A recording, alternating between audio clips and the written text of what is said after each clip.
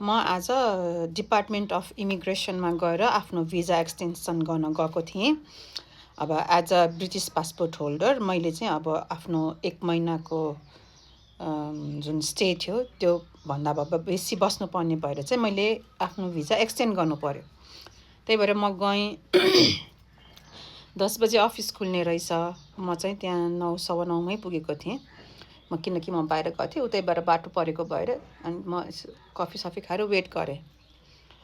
अनि 10 बज्न पाउने 10 बजे नै ढोका खोलेपछि म भित्र गएँ। अनि त्यहाँको गार्ड दाई पुलिसहरू चाहिँ एकदमै हेल्पफुल एकदमै हेल्पफुल।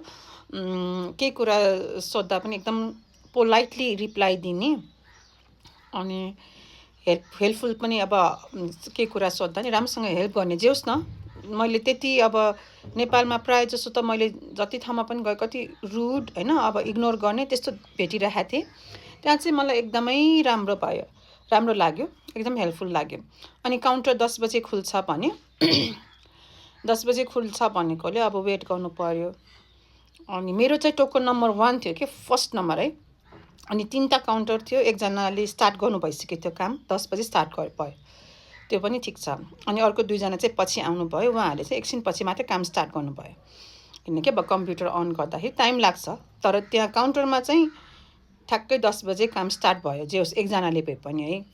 अनि मलाई चाहिँ के भन्नुभयो भने तपाईँ उता काउन्टरमा पैसा बुझाउनु भनेर भन्नुभयो होइन। अनि उता काउन्टरमा पैसा बुझाउने ठाउँमा गएको कोही पनि थिएन। अनि त्यहाँ अब बस्दा बस्दै लाइन भइसक्यो कि अब विदेशी इन्टरनेसनल अरू भिजिटर्सहरू पनि हुनुहुन्थ्यो। अनि सबैजना त्यही हो, नेपालको अफिस यस्तै हो, यस्तै स्लो छ, यस्तै हुन्छ जहिले पनि भन्ने जस्तो कुरा गरिराख्नु भयो। त कति बेइज्जत होइन नेपालको। अनि त्यहाँ त्यो काउन्टरमा पैसा लिने ठाउँमा काउन्टरमा 10 o'clock अफिस खोलेको। म घडी हेरिरहेको थिएँ, आउँदैन, कोही पनि आउँदैन। अनि बल्ल बल्ल 2जना लेडिजहरू चाहिँ आरामले क्या, एकदम हतारै छैन उहाँहरूलाई। अफिस आएको हो कि अब घरमा आएको हो के हो केही छैन, हतार छैन होइन। आरामले 2जना सँगै आउनुभयो, गफ गर्दै बत्ती बाल्नुभयो, ढोका खोल्नुभयो, भित्र जानुभयो। यत्रो कस्टमर छ त्यहाँ है, भिजिटर्सहरू त्यत्रोजना लाइन लागिसकेको छ। कम्तीमा पनि 10, 12, 15जना भइसकेको थियो वेट गरेको। उहाँहरूले केही रेस्पोन्स दिनु भएन, आफ्नै धुन गफमा व्यस्त मस्त। अनि पछि एकजना झाडु लाउन थाल्नुभयो। गभर्मेन्ट अफिसमा क्लिनर हुँदैन र?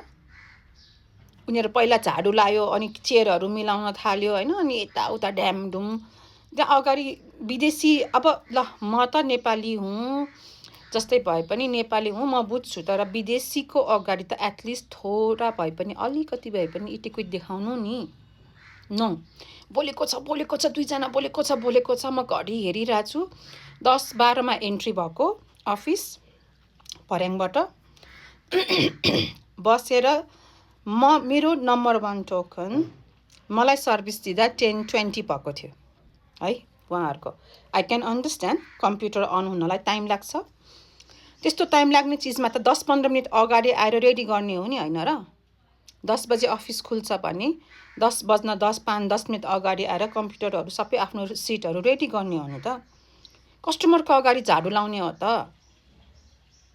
कस्तो बेइज्जत के। मलाई त यस्तो इम्बारेस फिल भएको थियो गोराहरूको अगाडि होइन, फरेनरहरूको अगाडि एकदम नराम्रो फिल भयो कि। 2जना थियो त्यो पैसा लिने डिपार्टमेन्टमा चाहिँ। एउटा लेडी त यति बोले होइन। अनि मेरो सर्भिस स्टार्ट भयो। त्यसपछि त्यहाँ अर्को लेडी हुनुहुन्थ्यो जुन धेरै बोलिराख्नु भएको थियो। उहाँ त भिडियो कल अफिसमा भिडियो कलमा बोल्दै हुनुहुन्छ। गोराहरू फरेनर्सहरू हेरेको यस्तो के गरेर। अनि मेरो सर्भिस हुँदै थियो, 2 मिनट पनि लाग्दैन त्यो एन्ट्री गर्नलाई, यति टाइम लगायो। अनि त्यसपछि के भन्दो रहेछ त्यो अर्को लेडीले जुन भिडियो कलमा हुनुहुन्थ्यो, ल अहिले मैले राखेँ ल, मेरो अगाडि धेरै मान्छेहरू छन् भनेर यसरी क्यामेरा देखाइदिइरह्यो कि। गोराहरू अगाडि थियो कि उहाँको चाहिँ। अनि त्यो गोरीले देखिहाल्यो, यसले किन यसरी भिडियो क्यामेरा देखाएको हामीतिर भनेर उनीहरूको साथीसँग बोल्यो कि। मैले बुझिहालेँ, मैले केही बोलिनँ, मेरो सर्भिस भइरहेको थियो। अनि मेरो सर्भिस सक्यो त्यहाँबाट अनि उता जानुस् भन्यो। म त्यहाँबाट निस्केँ। भन्न खोजेको चाहिँ के हो भने होइन, अफिस 10 बजे खुल्छ भने 10 बजे आउनु पऱ्यो नि त। प्रिपरेसनमा टाइम लाग्छ भने अलिकति अगाडि आएर आफ्नो काम गर्ने हो नि त, स्टार्ट गर्ने। अनि अर्को कुरा, कस्टमरको अगाडि, भिजिटर्सको अगाडि त्यसरी भिडियो कल गर्नु, त्यसरी बोलेको बोले गर्नु, रेस्पोन्सै भिजिटर्सलाई रेस्पोन्सै नगरिकन सरी लेट भयो, एकछिन कम्प्युटर खोल्नलाई टाइम लाग्छ भनेर त्यो भन्नुपर्ने थियो। No response at all. अनि लाज नभएको हेर्नु त, भिडियो कलमा, अफिसमा भिडियो कल, गभर्मेन्ट अफिस, अनि त्यो पनि कस्टमरलाई देखाएर, भिजिटरलाई देखाएर। मेरो अगाडि त कति धेरै मान्छेहरू छ, म पछि कुरा गर्छु भनेर फोन अगाडि राखेर त्यो फरेनरले पासपोर्ट यसरी अगाडि राखिदिँदाखेरि पनि लिएन के त्यो लेडीले। यस्तो हो त नेपाली एउटा डिपार्टमेन्ट अफ इमिग्रेसन भन्ने कति अब रेस्पोन्सिबल अफिस हो नि, त्यहाँ त्यस्तो हुँदो रहेछ, भइरहेको थियो। यही हो मेरो एक्सपिरियन्स आजको होइन। म फर्स्ट टाइम गएको हो त्यो अफिसमा, अनि मलाई चाहिँ अरू सर्भिस चाहिँ ठिकै लाग्यो, राम्रै लाग्यो, तर उहाँहरूको जुन बिहेभियर चाहिँ मलाई ठिक लागेन। सो यो भिडियो चाहिँ सेयर गर्नुहोला जति सक्दो त्यति, ताकि यो चाहिँ सम्बन्धित मान्छेसम्म चाहिँ यो कुरा पुगोस्। अनि अर्को कुरा मलाई खुसी लागेको चाहिँ के कुरा भने, even not only us Nepalese होइन, इभन फरेनर्सहरू पनि हाम्रो अहिलेको करेन्ट गभर्मेन्टसँग चाहिँ होपफुल हुनुहुँदो रहेछ है। मैले चाहिँ अब 2-4जना फरेनर्सहरूसँग कुरा गरेँ, त्यहाँ अब वेटिङमा छन्जेल हल्का फुल्का कुरा गर्दाखेरि के भन्यो भने, यहाँ यस्तै हो गभर्मेन्ट अफिसहरूमा, अब मेबी अब चाहिँ चेन्जेस आउँछ कि, अब चाहिँ यस्तो नहोला कि भन्ने चाहिँ उहाँहरूमा पनि त्यो होप रहेछ। भनेपछि not only us, even foreigners are hopeful for the betterment होइन। अब चाहिँ फ्युचरमा चाहिँ केही राम्रो होला, सर्भिसहरू इजी होला, सर्भिसहरू चाहिँ राम्रो होला भन्ने चाहिँ उहाँहरू पनि होपफुल हुनुहुँदो रहेछ। सो त्यो सुनेर चाहिँ मलाई खुसी लाग्यो।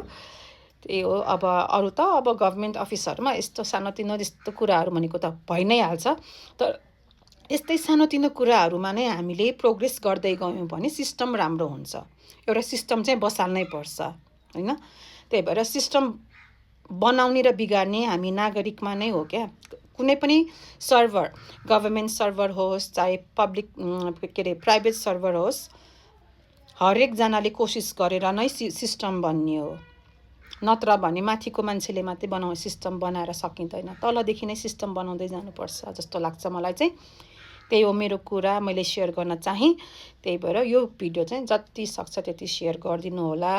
अब केही मेरो कुरामा केही गलत छ भने कमेन्ट गरिदिनु होला, मैले पनि बुझ्छु नि त होइन। धन्यवाद।